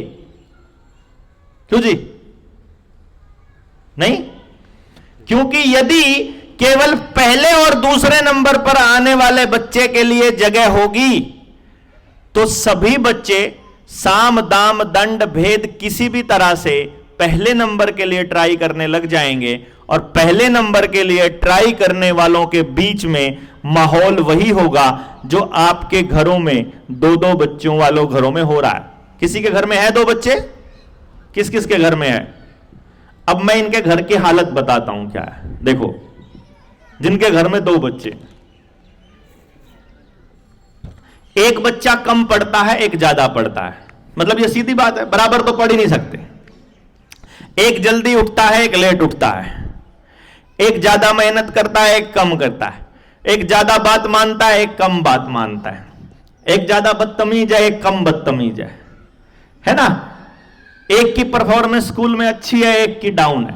अब जिसकी अच्छी है उसको तो लाड पारत भी ज्यादा मिलेगा और जो माइनस में है उसको कम मिलेगा। अब जो माइनस में है उस माइनस वाले की तरफ रोज उसकी मां बोलती है या उसका पापा बोलेगा, देख ये भी तो कर लेता है, ये भी तो पढ़ लेता है, ये भी तो उठ लेता है, ये भी तो मान लेता है। क्यों जी? सबके घर में हो रहा है ये, आप मानो या ना मानो। अब जब हम उस एक का एग्जाम्पल देकर उसको सुना रहे हैं तो जैसे ही आपकी गर्दन उधर को मुड़ती है वो दूसरे वाला बोलता है, तेरी वजह से डांट पड़ रही है मेरे को। नहीं? और फिर वो उसको डिस्टर्ब करने के बहाने ढूंढेगा कि ये मेरे को पढ़ने नहीं देता, क्योंकि ये पढ़ेगा तो फिर मेरे को डांट पड़ेगी। हो रहा है ना? अब आप इसको ये समझिए कि अगर सगे भाई बहनों में भी ये कंपटीशन और कंपैरिजन अगर दरार पैदा कर सकता है, तो पूरे समाज के बच्चों का आपस में क्या हाल होगा? नहीं? इसको थोड़ा बड़े रूप में देखिए कि बच्चे डायरेक्टली इनडायरेक्टली एक दूसरे के दुश्मन बनते जा रहे हैं, और वो दुश्मनी कितनी महंगी पड़ेगी इसका अंदाजा अभी हमको नहीं है। अब जबकि ये तय हो चुका है कि आपके बच्चों को सबको एडजस्टमेंट करने का काम स्कूल नहीं कर पाएगा, प्रशासन नहीं कर पाएगा, सिस्टम और सरकार नहीं कर पाएगी, तो फिर इसको करेगा कौन? देखिए, सरकारें तो कभी भी नहीं करेंगी, कभी भी नहीं करेंगी। सरकारों ने बर्बादी के अलावा आज तक कुछ भी नहीं किया है। ना आज की सरकार, ना इससे पहली सरकार। सरकार केवल एक काम करेगी, वो काम करेगी जिसमें उनकी सत्ता कायम रहे, जिसमें जनता अपने आप को लो फील करे, कम ताकतवर महसूस करे, और सरकारें अपने आप को ताकतवर महसूस कराएं। वो हमेशा राज करना चाहेंगे। आज वाली कंटिन्यूअस राज करना चाहेगी, इससे पहले वाली राज में आना चाहेगी। वो आपको लालच दे के आए, वो आपको डरा के धमका के आए, वो आपका माइंड प्रोग्राम करके आए, वो टीवी से मैनिपुलेशन करके आए, वो डिपेंड करता है, उस पर हम नहीं जाएंगे। लेकिन मेन बात यह है कि सरकार आपके बच्चे के लिए कभी कुछ नहीं करेगी। जो जो सरकार ने किया है वो केवल बर्बादी की है। सरकारों ने आपके खेतों में पेस्टिसाइड, यूरिया, डीएपी दिया, उससे आप बीमार होने शुरू हुए। सरकारों ने आपके खेतों के, आपके गांव के जंगल काट दिए। सरकारों ने आपके गांव के जोहड़ खराब कर दिए। सरकारों ने केवल बाजार को जगह देने के लिए काम किया। सरकारों ने ही ऐसी मीडिया को इजाजत दी, सरकारों ने ही ऐसा सिनेमा बनने दिया, सरकारों ने ही दंगे करवाए। जितने दंगे हुए या तो सरकार में बैठे पॉलिटिकल पार्टी ने की या अपोजिशन ने की है। सरकार की मर्जी के बिना नशा नहीं बिक सकता। तो जितना ड्रग्स, अभी मैं 38 में मेरा ऑफिस हुआ करता था, 2016 में जब मैंने पढ़ाना बंद किया, उस टाइम पर वहां जो कम्युनिटी का टॉयलेट था उसके अंदर, आपकी आंखों में जलन हो रही है, धुआं जो आ रहा है, हो रही है ना? ये धुआं और ये जलन, ये भी सरकारों की प्रायोजित है। आसमान में आपने वो जहाज के पीछे की लाइन देखी होगी ना चलते हुए, वो केमिकल्स डाले जाते हैं शहर को दूषित करने के लिए, ताकि वो आपको ये बताए कि आप प्रदूषण फैला रहे हो गाड़ियों से। वो ऐसा माहौल पैदा किया जाता है। अब मैं जब इसकी थोड़ी डिटेल में जाता हूं तो पता चलता है कि ड्रग्स के जब कारोबारियों के मतलब ऊपर अंकुश लगाने के लिए जब पुलिस के ऊपर दबाव बनाने की बात करते हैं, तो पुलिस अधिकारी ये कहता है कि बलारा जी, हम कुछ नहीं कर सकते क्योंकि सरकार में बैठे हुए नेताओं का ही ड्रग्स के धंधों में इन्वॉल्वमेंट है, वो भागीदारी है। तो वो आज हम इसको पकड़ कर ले जाएंगे तो कोई दिक्कत नहीं है, कल को फिर हमें छोड़ने पड़ेंगे क्योंकि ऊपर से फोन आ जाएगा। अब आप सोचिए, अगर नशे का कारोबार सरकार में बैठे लोग कर रहे हैं, अगर आपके बच्चों का दिमाग खराब करने के लिए आपके मोबाइलों के ऊपर अश्लील वीडियोज अगर सरकार में बैठे लोग कर रहे हैं, आपको क्या लगता है उनको मालूम नहीं है? उनको सब मालूम है। उनको यह भी मालूम है कितने लोग बिना मास्क पहने घर से बाहर निकले थे, कितने लोगों ने कौन सा इंजेक्शन लगवा लिया, कितनों ने नहीं लगवाया। उनको ये भी मालूम आपके खाते में कितने पैसे पड़े हैं, आपका बिजली का बिल कितना आता है, आपके मोबाइल की लोकेशन क्या है, आप मोबाइल पर क्या क्या देखते हो, आप मोबाइल पर क्या क्या सुनते हो, किस तरह की वीडियोस देखते हो, उनके पास आपका सारा डेटा अवेलेबल है। तो वो सब कुछ जानते हैं आपके बारे में। उनको यह भी मालूम है कि इनको मैनिपुलेट कैसे किया जाए। अब वो तो आपके बच्चों के लिए कम से कम नहीं करेंगे। वो तो चाहेंगे आपका बच्चा ड्रग एडिक्ट बने ताकि उनका कस्टमर बने, ताकि अपना घर बेच बेच के उनको दो। वो तो चाहेंगे कि आप ऐसी चीजों का इस्तेमाल करो जिससे आप ज्यादा से ज्यादा बीमार बन जाओ, बीमार पड़ो। अब एक बात सोचो, आप में से नमकीन कौन कौन खाता है? कौन कौन खाता है? हाथ खड़ा करिए। घर में लाते हो ना, है ना? अब एक काम करना है, आपने घर जाकर उस नमकीन के पैकेट के पीछे देखना है कि उसमें तेल कौन सा इस्तेमाल हो रखा है। ठीक है? किसी ने देखा है आज तक? कौन सा? Palm oil. और पाम ऑयल देखा नहीं है, खा लेते हैं। या तो मिलेगा उसमें राइस ब्रैन, या मिलेगा उसमें पाम ऑयल, और या मिलेगा उसमें cotton seed oil. Cotton seed oil होता है बिनोले का तेल। बिनोला होता है कपास से आता है। कपास इस देश के अंदर केवल बीटी कॉटन आती है, और बीटी कॉटन जीएम है। जीएम समझता है? GM, GMO, genetically modified organism, GMO. और जीएम सीड का मतलब जेनेटिकली मॉडिफाइड सीड। जो हरा हरा खीरा आता है ना, सुंदर वाला, अच्छे वाला, वो भी जीएम है। और जो लाल टमाटर आता है मीठे वाला, वो भी जीएम है। जितनी कैप्सिकम आती है मार्केट में, वो भी जीएम है। जितनी भी शिमला मिर्च है, सारी जीएम है। जीएम जेनेटिकली मॉडिफाई, यानी कोई और जीव का जीन उसमें डाला जाता है। टमाटर के बारे में तो ये सुन लीजिए, जो टमाटर मीठा हो गया समझ लीजिए जहर हो गया। टमाटर का काम ही खट्टा है। अब आपको दूसरी कमाल की बात बताता हूं। ब्राजील की सरकार ने 2020 में एक रिपोर्ट जारी करी कि जो भी व्यक्ति या उनकी अगली संतानें जेनेटिकली मॉडिफाइड आइटम खा रहे हैं, या तो वो या उनकी अगली जनरेशन नपुंसक या बांझ पैदा होगी। ये ऑफिशियल स्टेटमेंट है। अमेरिका में, कनाडा में, ऑस्ट्रेलिया में जीएम उगाना, जीएम रखना, जीएम बेचना इतना बड़ा अपराध है। एक जगह फांसी है, एक जगह उम्र कैद है। और हमारे यहां सरकारें प्रचलित कर रही हैं, रिटन ऑन रिकॉर्ड बता रहे हैं हम आपको ये खिला रहे हैं, और आप अपने बच्चों को खिला रहे हो। क्योंकि आपको शिक्षित नहीं किया जाता, आपको बताया नहीं जाता। आप तो अपने सारे गेस्टों के सामने बड़े अच्छे से ला के परोसते होंगे, लो जी खाओ। क्यों जी? क्योंकि आपको मालूम ही नहीं आप अपने बच्चों को क्या खिला रहे हो। और ये क्या सरकार को नहीं मालूम है? सब मालूम है। जिस टाइम पे कोकोआ, जिससे चॉकलेट बनती है ना, जब उसको फर्मेंट करते हैं, जब उसको उबालते हैं, गर्म करते हैं और उसके बाद उसको रखते हैं, तो उसकी स्मेल बहुत हैवी हो जाती है। उससे फिर अट्रैक्ट होते हैं कॉकरोच।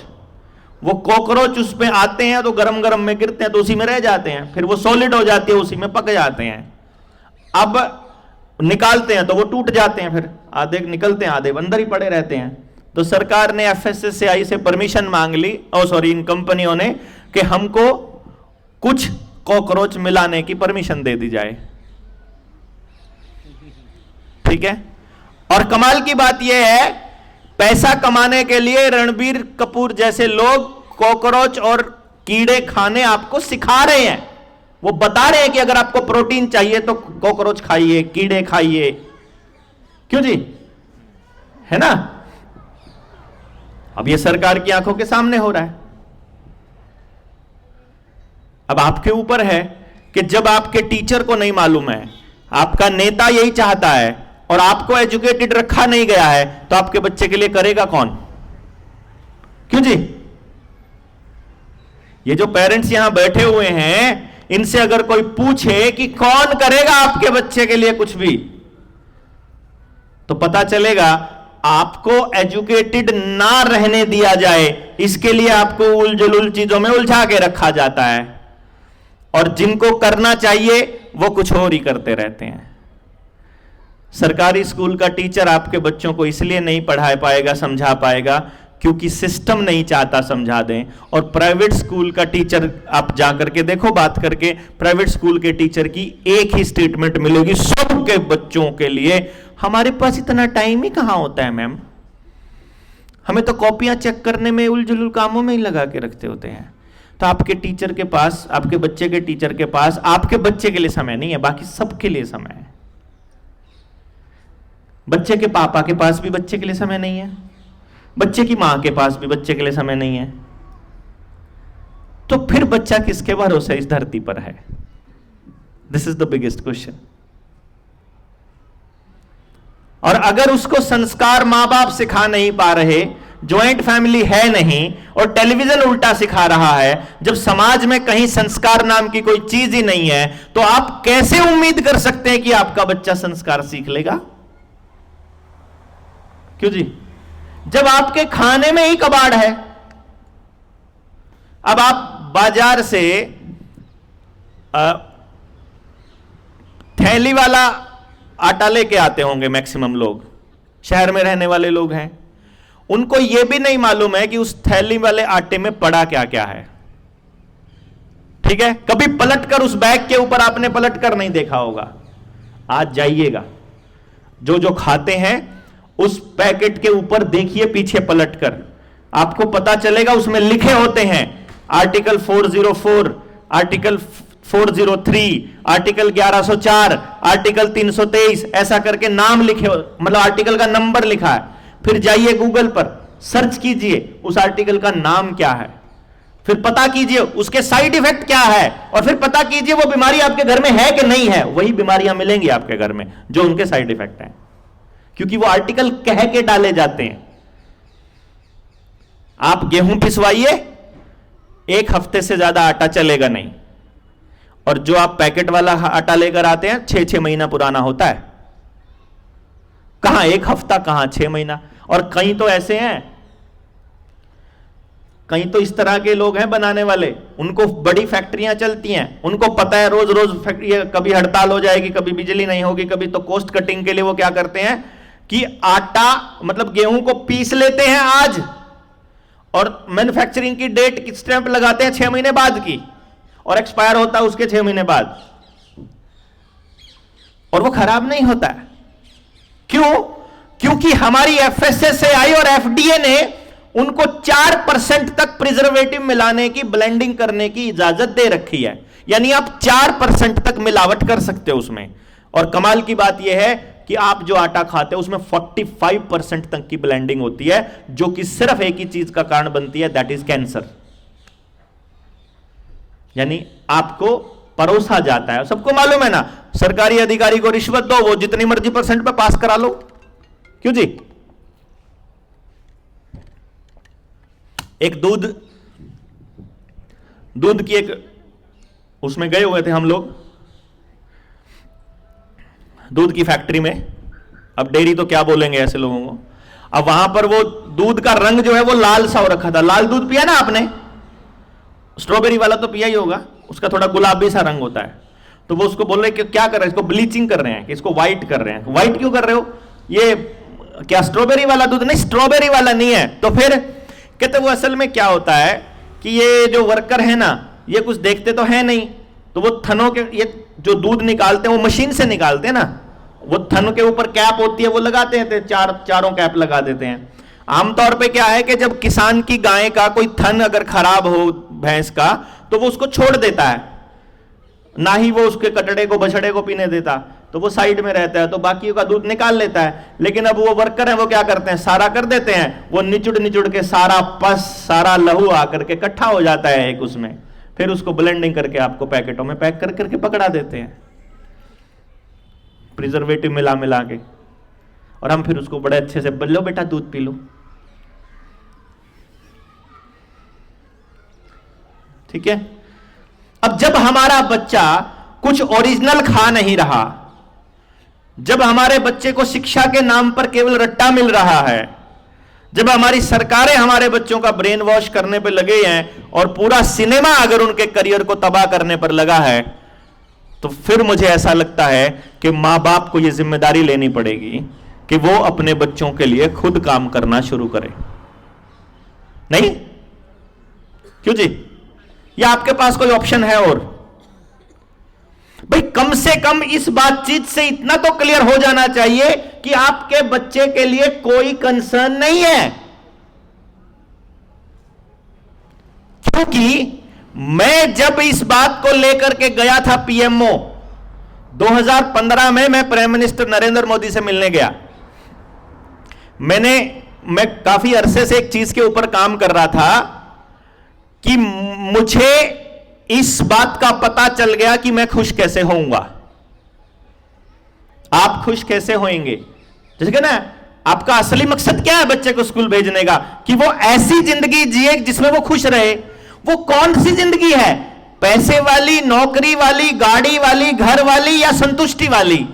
तो पता लगेगा संतुष्टि वाली। तो संतुष्टि कहां से मिलेगी? संतुष्टि किस चीज से मिलेगी? तो उसका रिजल्ट मिलता है, संतुष्टि केवल एक चीज से मिलेगी, और वो है वो काम करना जिसके लिए परमात्मा ने बनाया है। अगर मेरे शरीर में ऊर्जा ज्यादा देकर भेजी है तो मुझे शरीर का काम करने से आनंद आएगा। सिंपल एक ही तरीका है, बस कोई रास्ता ही नहीं है इसके अलावा मेरे खुश होने का, कोई रास्ता नहीं है। हमारा एक दोस्त था, उसके घर में एक आदमी मतलब उसका असिस्टेंट के तौर पे मतलब था, तो वो उसका सर्वेंट ही, लेकिन वो कह रहा इतने सालों से काम कर रहा था। 2020 में जब लॉकडाउन लगा तो मैं दिल्ली गया हुआ था उसके पास, तो उसने उसको बोला कि तू अब तो लॉकडाउन लगा हुआ है, काम कुम कुछ है नहीं है, तो तू घर में ही रह। वो घर में रहा। 10-15 दिन के अंदर अंदर वो बोला कि साहब मैं घर चला जाऊं अपने बिहार। बोला चला जा। वो बिहार चला गया। बिहार से जाकर के कभी वापस ही नहीं आया। तो जब उससे पूछा कि दिलीप तू आया क्यों नहीं वापस, तो उसने कहा साहब लॉकडाउन तो अभी लगा था, आप मेरे से काम ही नहीं कराते, कि आप मेरे से काम ही नहीं कराते। तो जब आप मेरे से काम नहीं कराते तो मेरे को अच्छा नहीं लगता। मेरे को तो अच्छा ही तब लगता है जब मैं काम करूं। मेरे को काम करके, तो मेरे को यहां काम मिल गया है, मैं वो करूंगा, अब मुझे वहां आने की जरूरत नहीं है। यहां पैसा ज्यादा मिल रहा था, वहां कम मिल रहा था, कोई फर्क नहीं पड़ता। उसको अपना मनपसंद काम मिल गया। मनपसंद काम मिल गया तो आनंद ही आनंद, बस और क्या। जिसको बोलने में आनंद आता है उसको बोलने का ही काम दे दो, संतुष्टि हो जाएगी। चुप रहने में आनंद आता है, चुप रहने का काम दे दो, संतुष्टि हो जाएगी।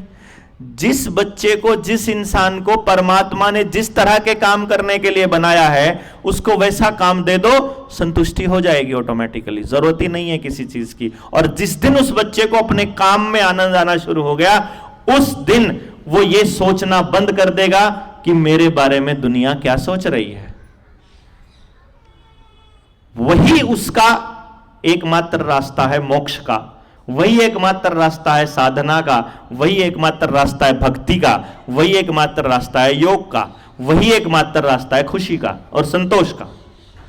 यानी कि हमको सिर्फ यह मालूम होना चाहिए कि मेरे बच्चे का असली टैलेंट क्या है।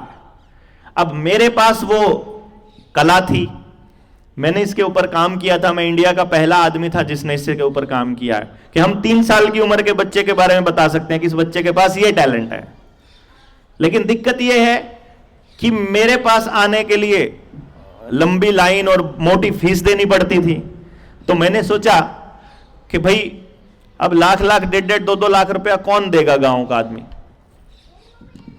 तो क्यों ना अपनी इस टैलेंट का लाभ फायदा गांव को देने के लिए प्रधानमंत्री कौशल विकास योजना लागू की थी उन दिनों में 2015 में। तो मैं सीधा पीएमओ चला गया, क्योंकि मेरा जो बिजनेस पार्टनर था वो गौतम अडानी का भी बिजनेस पार्टनर था। तो मैंने उसको बोल दिया कि मेरी मीटिंग करवा दो। उसने करवा दी, हम पहुंच गए, हमने पूरा प्रोजेक्ट रखा। कहानी लंबी है लेकिन मोटे तौर पे ये बताऊं, बात बनी नहीं। तो मैं फिर एजुकेशन मिनिस्टर उस टाइम पे स्मृति ईरानी थी, वहां चला गया। फिर मैं अपने एमपी के पास गया, फिर अपने एमएलए के पास गया, फिर अपने जिला पार्षद, ब्लॉक समिति, सरपंच और टीचर्स, सरकारी स्कूल के टीचर, सरकारी स्कूल के प्रिंसिपल, प्राइवेट स्कूल के मालिक, मैंने कोई आदमी नहीं छोड़ा। और मुझे जो रिजल्ट मिला, मुझे जो अंत में जो रिजल्ट मिला वो ये मिला कि ये काम क्यों नहीं होगा, क्योंकि मुझे एक नेताजी ने ये कहा कि बलारा जी, जिनके बच्चों का नाश होने लग रहा है, जब उन्हीं को ख्यास नहीं है तो फिर तू क्यों टेंशन ले रहा है। मैं ये कह रहा हूं, मैं अपने इस टेक्नोलॉजी का फायदा समाज को देना चाहता हूं, क्योंकि हर किसी की गुंजाइश नहीं है ना इतना पैसा खर्च करके पता लगाने की, तो क्यों ना गांव के लिए मैं पूरी टेक्नोलॉजी फ्री ऑफ कॉस्ट दे दूं। बोले ना, मां बाप को ही फुर्सत नहीं है इसके लिए, तो आप छोड़ दीजिए ये सब और अपने काम धंधे पर फोकस कीजिए। तब मैंने 2016 में गांव-गांव जाकर के लोगों को समझाना शुरू किया कि तुम्हारे बच्चे बर्बाद हो रहे हैं, इनको संभालने के लिए तुमको ही उठना पड़ेगा। कोई रास्ता नहीं है, दुनिया का कोई आदमी आपके बच्चों के लिए कुछ करने वाला नहीं है। अगर आपको लगता हो तो आप बता दीजिए, क्यों जी? नहीं ना? तो फिर जब ज्वाइंट फैमिली हमारे बच्चों को इतना कुछ सिखा सकती थी, तो क्या हम ऐसा एनवायरनमेंट बना सकते हैं कि ये जो फैमिलीज यहां रहती हैं, ये एक ज्वाइंट फैमिली के रोल अदा करने शुरू कर दें? आपस के कंपटीशन को निकाल के क्या हम एक सोसाइटी की तरह, एक समाज की तरह वैसा काम करना शुरू कर सकते हैं कि अपने बच्चों को उस दिशा में ले जाए जिस दिशा के लिए वो बने हैं? क्योंकि जो छोटे छोटे बच्चे आगे बैठे हुए थे थोड़ी देर पहले, आपने देखा होगा, इनको थोड़ी पता है इनको जीवन में क्या करना है। तो इनके मां बाप को भी नहीं पता, इनके टीचर को भी नहीं पता, इनके नेता को भी नहीं पता, इनके एडमिनिस्ट्रेटर को भी। तो इनका करना क्या है? घर में दांती रखी है, दरांती रखी है, खुरपा रखा है, फोड़ा रखा है, कोई कस्सी रखी है, कोई खुदपाड़ा रखा है, कोई जूता रखा है, लकड़ी का रखा है डंडा या फिर लोहे का रखा है। सबका पता क्या करना, औलाद का क्या करना, यह किसी को नहीं पता। नहीं,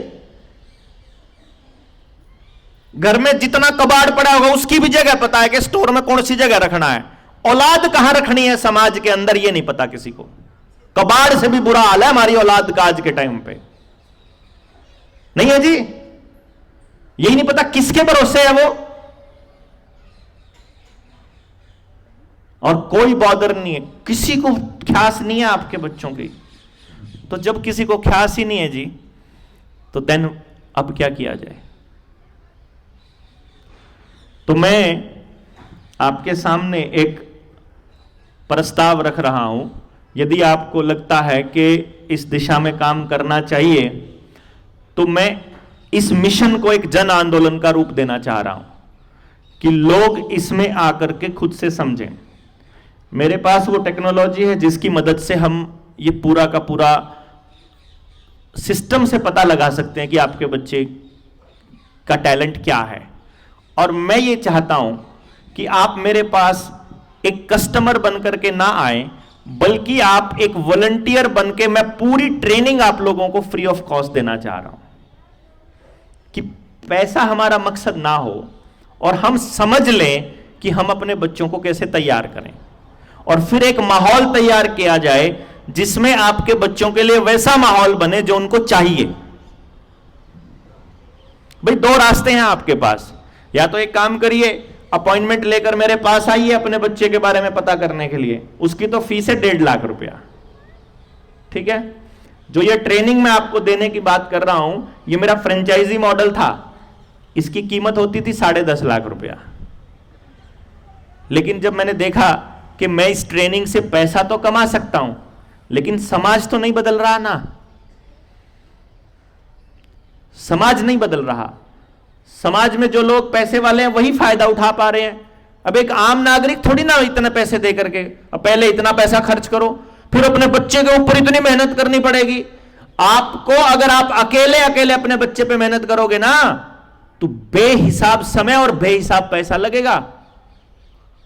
अगर आपके बच्चे में एक गेम खेलने का टैलेंट है ना, उसको उस गेम के लिए ले जाना लाना, कोच की फीस देना महाभारत हो जाएगी।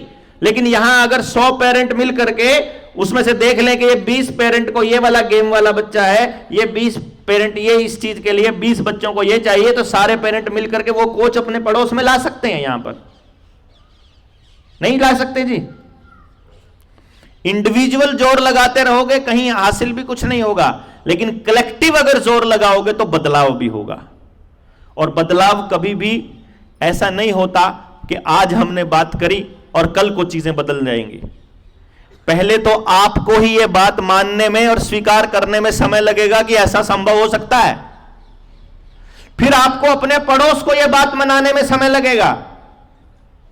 और ये जो सेमिनार जिसकी हम बात कर रहे हैं, जिस पे आज बैठे हुए हैं, ये सेमिनार हमको इस लेवल पर करना पड़ेगा कि जन आंदोलन बन जाए। अभी आने वाले समय में चंडीगढ़ में भी एक बहुत बड़ा सेमिनार हम प्लान कर रहे हैं, टैगोर थिएटर को पूरा भरने का। और फिर एक प्लान कर रहे हैं दिल्ली के अंदर भी, फिर प्लान कर रहे हैं कि हर शहर में हो, ताकि हर जगह के लोगों को यह पता चले कि ऐसी चीज अवेलेबल है कि हम अपने बच्चों के लिए रास्ता कौन सा तैयार करना है वो पता चल सकता है। और क्योंकि हमारा कोई पैसा कमाना मोटिव नहीं है, तो आप लोग सारे के सारे मिलकर के इस रास्ते पर करना पड़ेगा। अब क्योंकि हम आपसे कोई पैसा नहीं ले रहे, तो आप अपने बच्चों के लिए अपने आप से तो थोड़ी सी मेहनत तो कर ही सकते हैं ना, क्यों जी? उस मेहनत में आपको कुछ नहीं करना है, केवल यह समझना सीखना है कि आप अपने बच्चे की एक्टिविटीज को देखकर कैसे पता लगाएंगे कि आपके बच्चे के पास कौन सा टैलेंट है, वो क्यों ऐसा करता है। अगर वो जिद कर रहा है तो वो क्यों कर रहा है। जैसे मान लीजिए एक पेरेंट का क्वेश्चन था कि जी मेरा बच्चा बहुत जिद करता है। अब जिद करने के भी 2-3 टाइप होते हैं। एक तो इसलिए जिद करता है क्योंकि उसके कार्टून ऐसा करते हैं, एक इसलिए जिद करता है क्योंकि उसका दोस्त कोई ऐसा जिद्दी है, एक इसलिए जिद कर रहा है क्योंकि वो पैदाइशी ऐसा है। तो वो किस कैटेगरी में आता है पहले पता तो करिए, तभी तो उसको दूर कर पाओगे। और ये लंबी प्रोसेस है सीखने समझने की। इस लंबी प्रोसेस के लिए आपको मैं एक नंबर देता हूं, आप उस नंबर पर अगर मिस्ड कॉल करेंगे तो हमारी टीम के पास वो नंबर चला जाएगा। और मेरे पास अगर आप व्हाट्सएप करेंगे उसी नंबर पर, तो आपको मैं एक ग्रुप में जोड़ दूंगा, जो पेरेंट्स का ही ग्रुप है, जो इसी मुद्दे पर काम करना चाहता है। और फिर हम उस ट्रेनिंग को कंटिन्यू कर सकते हैं। ठीक रहेगा कि मान लीजिए आप सारे पेरेंट मिलकर के उन पेरेंट के साथ जुड़ जाएं, एक टाइम पर हम इतने पेरेंट हो जाएं जो अपने अपने मोहल्लों में, अपने अपने एरियाज में अपने बच्चों के लिए काम करना चाहते हैं। तो वो ट्रेनिंग लेते जाइए, चीजों को समझते जाइए, और आपको किस किस चीज की जरूरत है वो करते जाइए। अगर आपको लगता है कि अभी आप थोड़े लोग हैं, भाई 150 लोग क्या करेंगे, तो इसको 200-500 कर लेते हैं। उसमें लगेगा ये भी अभी कम पड़ते हैं, और कर लेंगे, क्योंकि प्रयास तो करना पड़ेगा। ये ऑब्वियस है कि जिसके बच्चे बर्बाद हो रहे, अगर वो नहीं कर रहे तो फिर कोई और तो बिल्कुल नहीं करेगा। क्यों जी? ये कहकर पीछा नहीं छुड़ा सकते कि हमें तो कम समझ है, हम तो कम पढ़े लिखे हैं, हम तो घर में ही रहते हैं, बाहर नहीं गए हैं। आपको प्रयास तो करने ही पड़ेंगे। और हमारी जो ट्रेनिंग है वो ऐसी नहीं है कि उसके लिए बहुत पढ़ा लिखा होना जरूरी है। कॉमन सेंस जिस आदमी का जिंदा है उसको हमारी ट्रेनिंग टक से समझ आ जाएगी। तो मैं वो नंबर आपको बोल रहा हूं, आपने मुझे व्हाट्सएप करना है, 0 लगा के सेव करना है। आप अपना पहले तो आप उस पर बेल करेंगे 0 लगा करके, 095 18 17 0000। दोबारा से रिपीट करता हूं, 095 18 17 0000। इस पे आप मिस्ड कॉल कर दीजिए, कॉल कर दीजिए सारे के सारे। ये मिस्ड कॉल नंबर है मेरा, फिर टीम आपसे संपर्क भी करेगी। लेकिन साथ ही साथ आप मुझे व्हाट्सएप भी कर देंगे। व्हाट्सएप में आपको क्या लिखना है कि हम बीबीएमबी कॉलोनी से हैं और आज आपकी इस सेमिनार में मौजूद थे, तो मैं आपको वो ग्रुप का लिंक भेज दूंगा, फिर आप उस ग्रुप में जुड़ जाएंगे और आपको फिर ट्रेनिंग भेज दूंगा, फिर आप वो ट्रेनिंग करिए। ये एक शुरुआत है, मैं समझता हूं, और बहुत शानदार प्रयास आपने किया है आज। लेकिन मुझे ऐसा लगता है कि यदि हम सारे लोग, अभी तो मेरे ख्याल से ये एक ही फैमिली ने मेहनत करी होगी, है ना जी?